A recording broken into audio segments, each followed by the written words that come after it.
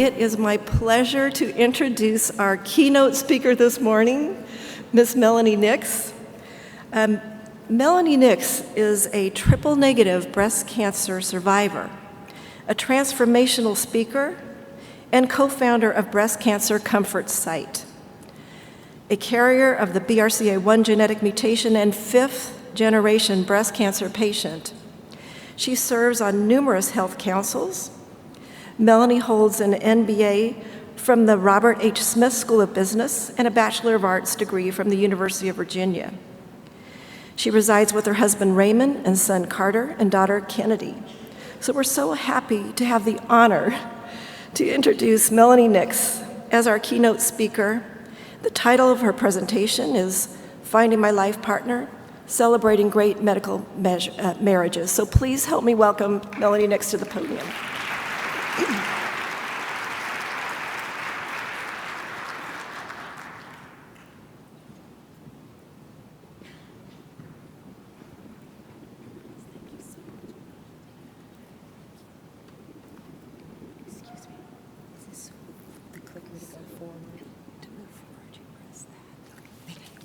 Good morning, and thank you for having me here.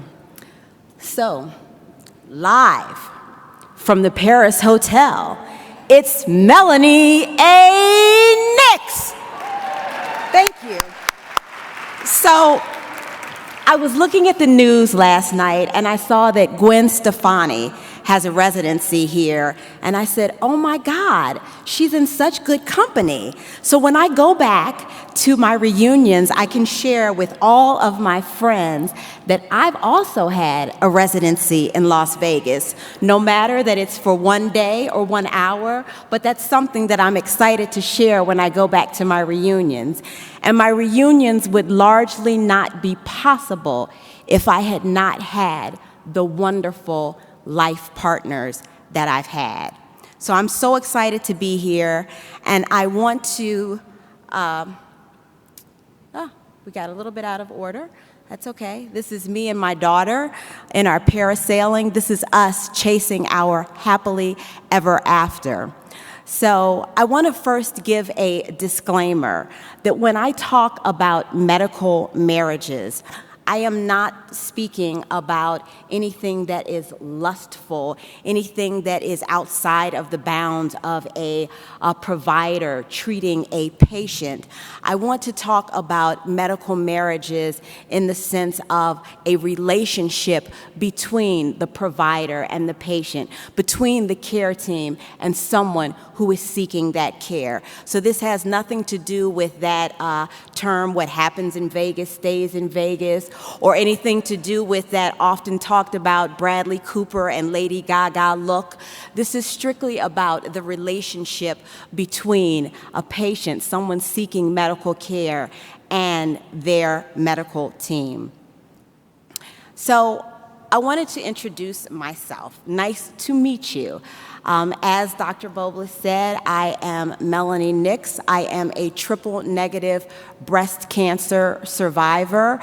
I was diagnosed with triple-negative breast cancer in 2008 when I was 38 years old. I had a 1-year-old daughter and a 4-year-old son. I was 7 years into my marriage. And I was diagnosed at a time, I went from breastfeeding in the beginning of the year to breast cancer at the end of the year. But my breast cancer was detected early because I had some wonderful life partners and because we had been working together, we had been planning, we had been strategizing. So when I talk about marriage, I am speaking, again, not of anything lustful or anything erotic. I am using the definition from Webster, the state of being united as a spouse in a consensual and contractual relationship recognized by law, an intimate or close union. And when I talk about that, I'm really speaking about the united union, the contractual relationship, the relationship between the patient and the interdisciplinary team that treats us. So my life partner, I've had many life partners, and I just want to talk first about getting to know each other. So I had the devastating diagnosis, invasive ductal carcinoma. As I mentioned, I was 38 years old. I had a 1-year-old daughter, and I had a 4-year-old son. And at that time, I had been working primarily, at that point, I'd had just my internist and my gynecologist. And we had been working, we'd been talking about family planning, so I'd been working with them through family planning.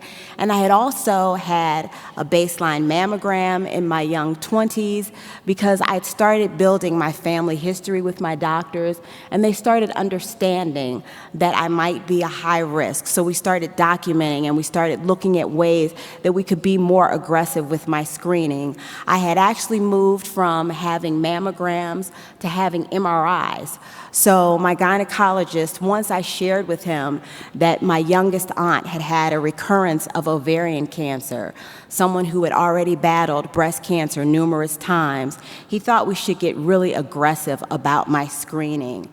And as someone who had been family planning, as they had discovered new information about the BRCA1 genetic mutation, my doctors and I talked about having the genetic test. But because I was going through family planning, I was a little concerned about having that on my insurance and what that would do for my insurance, because this was before the Genetic Information Non-Discrimination Act, and I really was concerned about the impact that that would have on being able to be covered and to have my children.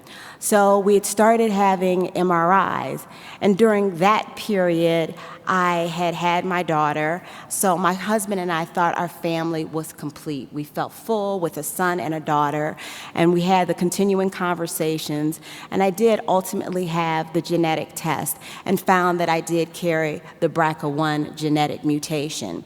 So I worked with my medical team, and we started putting together a plan to have the preventive surgeries.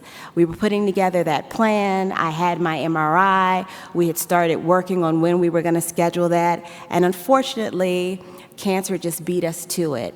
So in November 2008, on November 21st, 2008, I learned that I had invasive ductal carcinoma, and I was devastated. I felt like we were working really hard, that we were trying to be very proactive. I had been very proactive about my health and had been working very hard with my team, my life partners, and here I was with a diagnosis. But just like marriage, one thing I know about my life partners is that they are with me in sickness and in health. And that has been so vital to me. It has been so important to have these types of relationships. One of the things that I thought that would happen to me once I got married is that I would never call a man in the middle of the night again. However, when I was diagnosed with breast cancer, I found myself one midnight struggling with the pain of chemotherapy, the nausea, this discomfort, and it was well past midnight, and I called my oncologist. And I thought I was going to speak to his answering service and that I would give him some time to call me back and walk me through it. And to my surprise, well after midnight, he answered. He answered my call, and he talked me through it. And we set up a plan for changing my anti-nausea medication. He said, I'll have a prescription waiting for you at the pharmacy in the morning when they open. And so this is what I mean when I talk about medical marriages. In sickness and in health, my team had worked with me to be proactive. They had worked with me to make plans, but they also were there with me in sickness and in health. The other thing that I so appreciated about my team in sickness and in health is that I had to build a pretty large team. Interdisciplinary, it was now not just my gynecologist and my internist, but it was also my plastic surgeon, my breast surgeon, my genetic counselor. It was a whole host. It was the imaging technician, the administrator. So it was so many people who were involved in directly providing my care and making sure that I was able to get that care. And the thing that I loved is that not only were they there in sickness and in health, but there was also those moments, even as serious as this was, that they provided those light moments. So for me, one of the fun times was my husband and I were on our way to have a consultation with the plastic surgeon, and I've always had a very small chest. So we sat in the office and we just had kind of some fun with some of the little plastics, and we were saying, hey, why don't you get these? Maybe you'll become a Victoria's Secret model. And I could see that my plastic surgeon found some light and laughter in that and shared that with us. So in those light moments, that was important. There was also the time when we had the consultation with my breast surgeon. This was the day that I received the news that I had invasive ductal carcinoma. And we had the conversation, and we were sitting in his office, and he could see the look on mine and my husband's faces. It was overwhelming. It was a lot of information to take in as we started to work on schedules and timing and trying to have everything done. This was around the Thanksgiving holiday and Christmas holiday, so we were trying to make arrangements and also try to maintain some sort of normalcy for my family and my children. And I remember we were sitting in the office, and the plastic surgeon saw the look that washed over our faces. And so he offered me, he said, if you would like, I can prescribe you some Valium. And so he saw my husband and I give each other kind of a look, and I was looking at my husband like, are you gonna ask? And he was looking at me like, are you gonna ask? And the plastic surgeon kind of recognized that, and he said, or a martini will do the job just fine. So my husband and I went, we sat in a bar, and I had the biggest rum and coke that I've probably ever had. And I went to a party school, so that was a big thing for me. So again, as Dr. Bobles shared, I am 5th generation in my family to have breast cancer. That is as far back as we have been able to document. And this has informed how I work with and how I have come to my life partners. My mother had breast cancer in the 70s when I was 8 years old. My mother was diagnosed with breast cancer when she was 36 years old. And they didn't have all of the information that they have now. My mother had a radical mastectomy, and she had years of chemotherapy. And over 12 years, her cancer would return, and it would metastasize. And when my mother was 49 and I was 20 years old in my last year of college, she died of metastatic cancer. And through the years, as we started understanding things and tracing and documenting our family history, this became such a big part of my life and such a big part of the information that I used to work with my life partners. And you will see that our story has not necessarily had the happiest of outcomes in terms of the length of time. Many of my family members have been diagnosed in 30s and 40s, and they've actually died in their 30s and 40s. But I shared this information, and I shared it early on with my gynecologist when I was in my 20s. And she shared with me, she said, Melanie, I believe that you and your sister will have breast cancer, but I don't think you'll die from it. And I don't think she shared that information to scare the hell out of us, but I think she shared it to make us vigilant. She made sure that we were doing our monthly breast self-exams. This was in the 90s, so she wanted us to do our monthly breast self-exams. She wanted to make sure that we understood any changes in our breast, that anything that we recognized, that we brought it to the attention of a physician. And as we moved through our 20s, she wanted to make sure that we would speak with our doctors and make plans, and we had our mammograms, our baseline mammograms. I had my baseline mammogram when I was 28 so that I could really understand changes in my breast. And the other thing, when I talk about medical marriages, I think it's important to recognize that you have to be an advocate, as well as your doctor has to make sure they have the knowledge. Your team has to make sure that they're in places like this, the National Consortium of Breast Centers Interdisciplinary Conference, getting the information, understanding the best practices, and understanding novel approaches and evidence-based research. Because one thing I remember is when I was in my young 20s, shortly after my mother died and I had started a new job, I did what any young person does early on in their career. I went to that big, thick book that they give you when you sign up for your insurance, and you go through and you can see what physician accepts your insurance. So I found a physician. This was a new physician for me because my gynecologist had retired, the one who had really told my sister and I to be vigilant. And I went to this doctor and I shared with her what I knew of my family history and what my previous gynecologist had shared. She was young in her career, and I asked her, is there anything I should be doing? Are there any other screening we should be doing, or anything that we should be doing more? And she was very dismissive. And that ended up not being a medical marriage for me, not being a life partner. And I don't discredit her. She was early in her career. I'm sure she has come to conferences and gotten her medical education and really started to understand evidence-based research. But for me, that wasn't a marriage for me. And so I moved on and I went back to my book and I found another gynecologist. And over the course of changing different jobs and getting different gynecologists in my 20s, I had a gynecologist who said, you have to have a baseline mammogram. And I ended up having that baseline mammogram. And again, I believe that these are life partners because I believe these early actions ultimately saved my life. Because as you can see, my family history, these are all of the family members who have left us because of breast cancer or another type of cancer.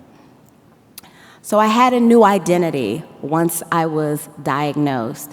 And this is my identity. I was bald, and I didn't want to take a lot of pictures when I was undergoing chemotherapy because I didn't like the way I looked, especially not without my wig.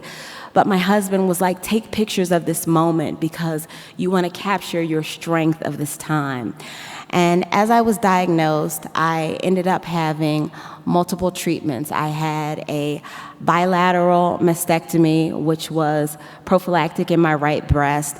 I had a bilateral salpingo-oophorectomy, and I had chemotherapy. I had 16 cycles of chemotherapy, adriamycin, Cytoxan, and Taxol. And this was my new identity, and I share this because I was vulnerable. I was scared. I felt like I was lost. It was a surreal time for me. And what's important about having a life partner is that I come to you at this time of my life.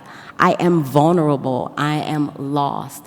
But I look to you as a tour guide to guide me through this time, to help me navigate, to understand this new lexicon of medical terms and treatment options and jargon. So I'm looking to you, and that is what has happened, and that is why I have had some great medical marriages. So these are my many life partners, and what's important is some of the lessons I've learned and how I've benefited from you sharing your knowledge and education. Again, it is so important that you're here today, that you have this interdisciplinary communication and learning, that you have a comprehensive focus on breast health, because you're sharing your knowledge and education, and that is ultimately allowing you to go back to your breast centers to provide the best approaches, to treat each patient the best way possible, to provide them with the best outcomes. Again, you're here because you not only have a thirst for more knowledge, but you know how vital it is to get this information. So again, I want to thank the National Consortium of Breast Centers for having this interdisciplinary conference, for bringing in such wonderful lecturers who are sharing information about sexual health, precision medicine, risk and risk management. It's so vital. And you're being my teacher. One of the things that physicians and that most medical professionals will tell you once you're diagnosed is do not go home and do a Google search. But as a patient, what is the first thing we do? We go home and we do a Google search. And we kind of come back and we think we're armed with this knowledge. And sometimes we're not even sure whether the knowledge that we have is accurate. So we may go from a really reputable site to one that's not so reputable. But we come in with a list of questions and sometimes challenging. But we look to you, and it's so important to you that you tell us, let me be the expert. Allow us to challenge you respectfully, but please be that tour guide and be the expert. So there have been many ways that I've had to work with my life partners. And one of the things that is important in working with life partners is that we focus on all aspects of life. As I mentioned, my mother passed away when she was 49. Many of my family have died early in their breast cancer journey. And so I don't want to be dismissive, and I don't want to make the story incomplete, that I'm standing here cancer-free and I'm done with treatment, because many of the patients that you see, you're going to meet them at different places in their diagnosis. You're going to meet them with different prognoses, and their stories will be different. When I was diagnosed, I had a 1.5 centimeter tumor in my left breast. I was stage 1, grade 3, but because we had been so proactive and been aggressive, we caught it early, and as we know, early detection is one of the best opportunities for treating breast cancer. But we all don't have this opportunity, and my mother, she had the opportunity. She was early in her breast cancer detection, but it was a different time. We didn't have all of the knowledge or information or resources that we have now. So I don't want to always focus on the length of life. Of course, we all want to live long, and we all want to see many more years, but I think it's important that as life partners, we also focus on quality of life. I think for my mother, one of the things that she would say is that her life partners enabled her in that 12 years that she was battling to have, for the most part, a really good quality of life. And that allowed her to be present in my sister's life and in my life, to show up for recitals, to be there to help us, to guide us through our young childhood. And again, it is also important that we do focus as much as we can on length of life. So I appreciate that my doctors worked with me in doing the things that we did so that we could focus on those things that would give me the best outcome for long-term survival. One of the things was making sure that I had the prophylactic surgeries, as well as removing the cancerous breast, removing my ovaries, having the chemotherapy. My doctors, my life partners understood, because of my age, I was premenopausal, because of my family history, and because of the subtype of breast cancer I had, how important it was for me to have chemotherapy and to have these surgeries and treatments so that I could reduce my risk of recurrence. So we're a union, and within that union, we have a shared responsibility. Your responsibility, you are guided by your code of ethics and your medical guidelines, and I appreciate that you follow those and adhere to those, and that you're also very invested in your education and your knowledge. But I also have a responsibility. Patients have responsibilities. We have a responsibility to share our information, to show up. One of the things that I know would have changed my outcome is had I not shared my family history with my doctors. Had I not shared that history, they would not have been able to identify me as high risk. They would not have been able to move me from simply having mammograms to having MRIs every 6 months, which definitely found my cancer early. And I remember my life partner, my gynecologist. I remember one time I came to his office and I shared with him, they're not going to cover my MRI. My insurance company had rejected my claim, and my doctor said, just wait, we'll handle it. And he wrote a note to them, and he shared with them why I was high risk and why it was valuable that they cover it.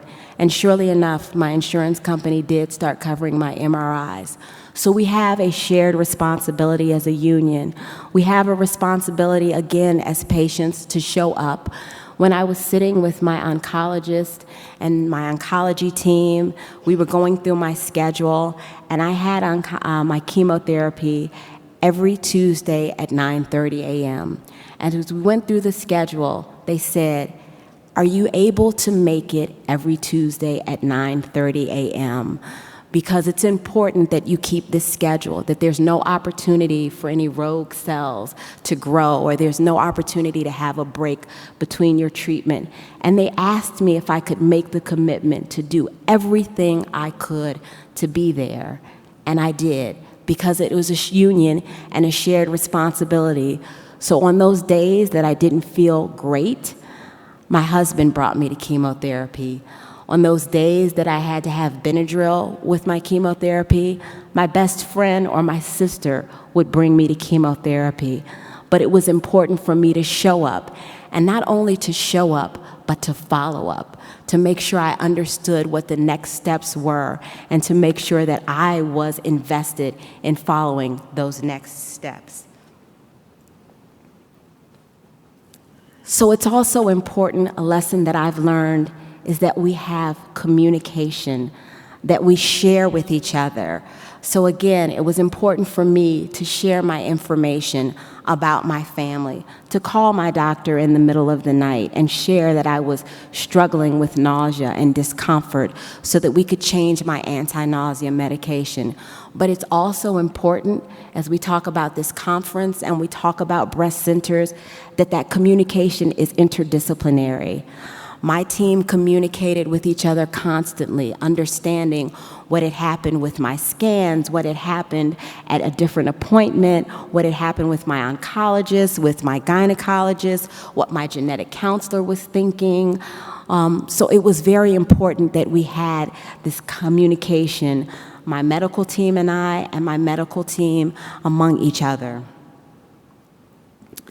And honesty and trust. When we talk about marriages and we talk about life partnerships, it's so important that there is honesty and that there is trust.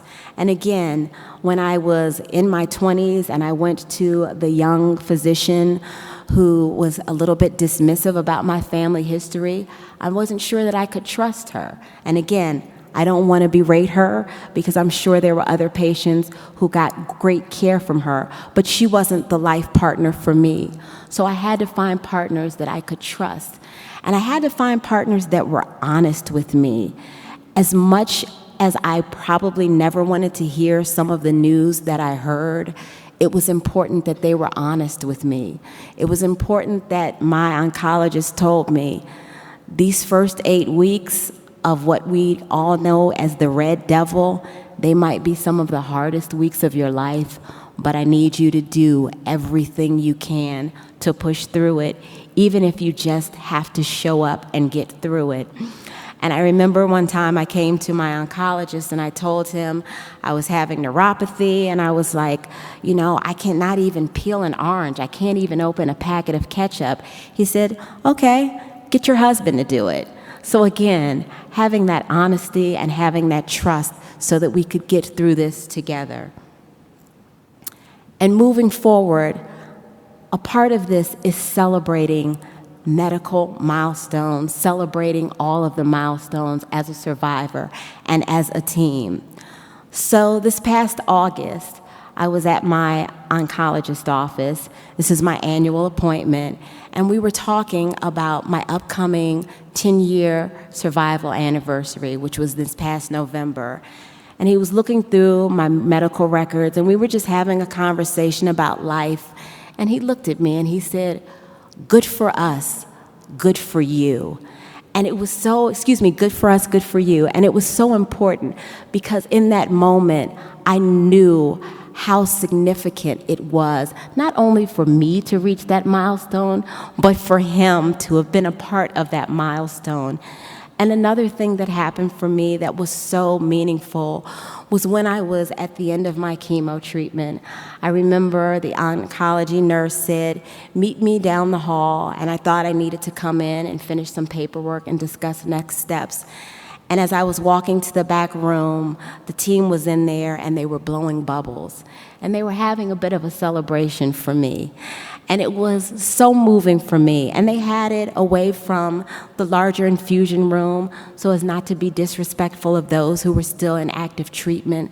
But they wanted to say, "You've done this. You went through some of the hardest days of your life, but you did it." And that was important to celebrate those milestones. So, because I have had these wonderful life partners, because I have had these medical marriages with imaging technicians, administrators, oncologists, gynecologists, plastic surgeons, breast surgeons, a whole interdisciplinary team, I have been able to celebrate milestones. So remember, when you're treating someone, you're not just treating the patient. You're treating someone like me who has become so focused on the role of exercise in reducing my risk of recurrence that I've become a post-cancer distance runner. I've run half marathons, I've run 10-mile races. Running has become a part of my life, and I'm rarely without my Fitbit or my running shoes. And for someone who was diagnosed in November, a week before Thanksgiving and a month before Christmas and before my birthday, it was a devastating time, and it took what had once been a very exciting holiday for me, and it became a very sad time. It became marked by that bad time, that diagnosis. But you have helped me regain that excitement through all that we've done together, through all that we have been through. I now look so forward to the holidays. And this is me, my husband, my daughter, my son, hanging off the car as we got our Christmas tree this past December. Very excited to get home and decorate and begin our holiday celebrations. So the lessons that we've learned and the lessons I want to share, you are an integral part of not only my life, but my family's life. My sister knows probably the name of every one of my doctors. My husband does. He knows where they went to school, what their specialties are. You are a part of bringing me back to the woman that I am, to being able to be present in my family's life. And this is our shared story. It is not just about my survival. It is about your role in my survival and how much you've helped me get there. This is about reciprocity, about us working with each other, and about us all working together as an interdisciplinary team. It's about commitment. Commitment to your medical knowledge, enhancing your medical knowledge, being at conferences like this. And it's about our contract. It's about me sharing my information and being an advocate. And it's about you being my tour guide, sharing your medical knowledge, your experience and expertise. And so we have to always remember to celebrate and have a happily ever after. Because of my life partners, you have put the wind in my sails, and you have allowed me to go up, up, and up. This again is a picture of me and my daughter, who had conned me into parasailing for the first time this past August. And this is us going up, up, and up, but it's symbolic of what my life has been because I've been able to have wonderful medical marriages. So I want to say thank you, but I especially want to say thank you to the National Consortium of Breast Centers for having this conference, for having me here today.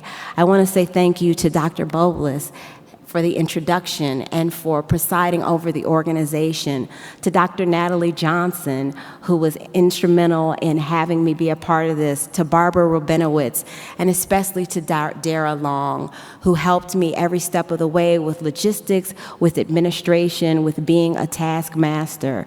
So I know that we're in Vegas, and I know that they've said what happens in Vegas stays in Vegas, but for us, what happens in Vegas should not stay in Vegas. Let's go out and share the information that we've learned here today.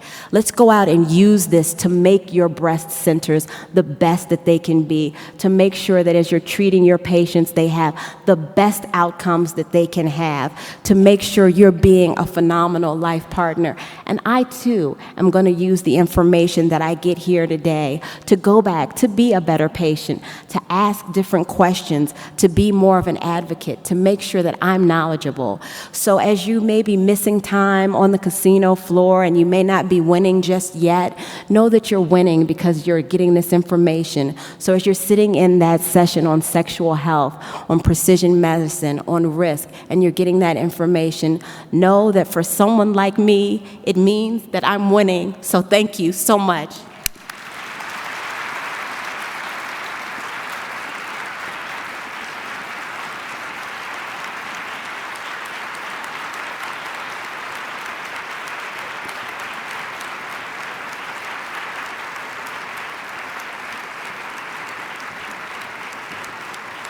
Well-deserved standing ovation. I just want to thank Melanie for sharing her personal story, thank her for her advocacy, and for reminding us all why we are here. I mean, couldn't be a more perfect keynote, and we have time, if it's okay, for a couple questions. I'm going to acknowledge Barbara Rabinowitz.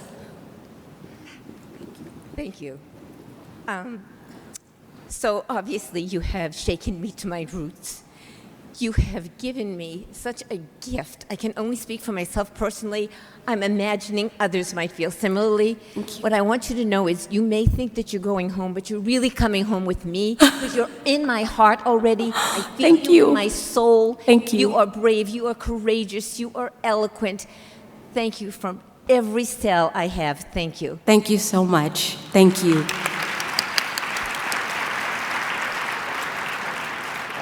My name is Dr. Khan. I came all the way from Doha, Qatar.